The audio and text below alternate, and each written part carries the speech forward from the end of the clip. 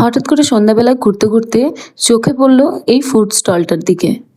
অনেকক্ষণ চিন্তা ভাবনা করার পর মনে পড়লো, ও আচ্ছা, এটা তো আমি দেখেছিলাম রিলসে।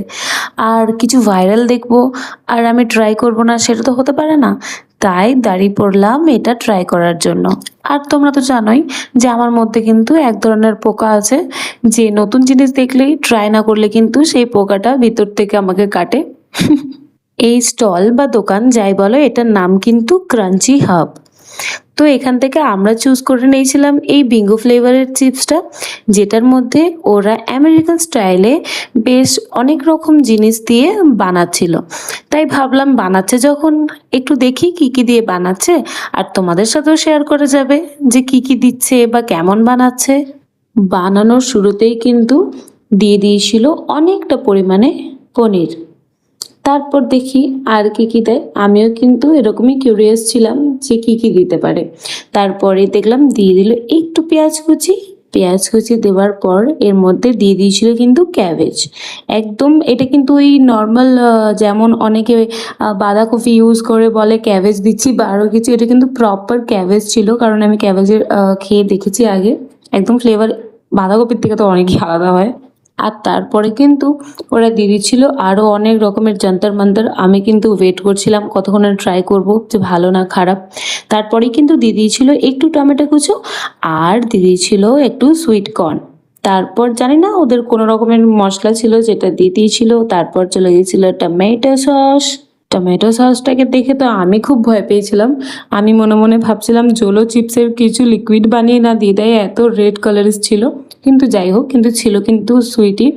তারপর দিয়ে দিয়েছিল নর্মাল মেয়োনিজ, আর তারপর ছিল কিন্তু ফ্লেভার মেয়োনিজ। আর অনেক রকমের মেয়োনিজ মিক্স করে দিয়েছিল, চিজ ফ্লেভারও ছিল। আর এখান থেকে কিন্তু তোমরা মাত্র 30 রুপিসেই এইটা ট্রাই করতে পারবে। আমরা যেহেতু দুজন ছিলাম, আমি আর আমার হাজবেন্ড, তার জন্য কিন্তু বড় প্যাকেটটাই নিয়েছিলাম। এটার দাম পড়েছিল কিন্তু 70 রুপিস। আর কিন্তু এখান থেকে একদম ছোট সাইজেরও পাওয়া যায়, এখন 30 রুপিসের। কিন্তু কোয়ান্টিটি একটু কম হলেও কোয়ালিটি কিন্তু সেম পাবে। আর এখানে যে শুধু এটাই পাওয়া যায় সেটা কিন্তু একদমই না, এখানে কোল্ড কফি অ্যান্ড বিভিন্ন ধরনের স্মুদি এগুলোও পাওয়া যায়, যেমন কি বাটার স্কচ, ভ্যানিলা, এসব টাইপের স্মুদিও পাওয়া যায়, যেটা আমি শুনেছি বা ট্রাই করিনি। নেক্সট টাইম নিশ্চয়ই ট্রাই করব।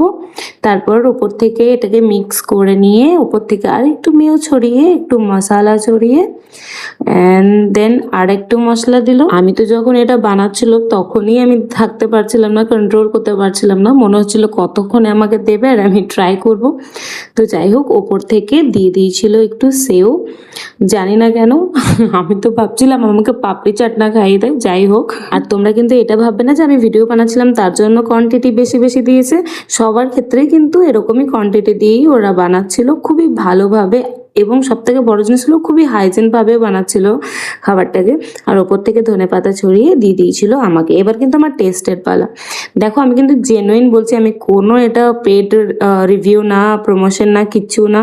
সত্যি করেই খুব ভালো হয়েছিল, তোমরাও ট্রাই করো। লোকেশনটা হচ্ছে গোলাপবাগ বিধানচন্দ্র স্ট্যাচুর একদম কাছেই। তো টাটা, দেখা হচ্ছে পরের ব্লগে।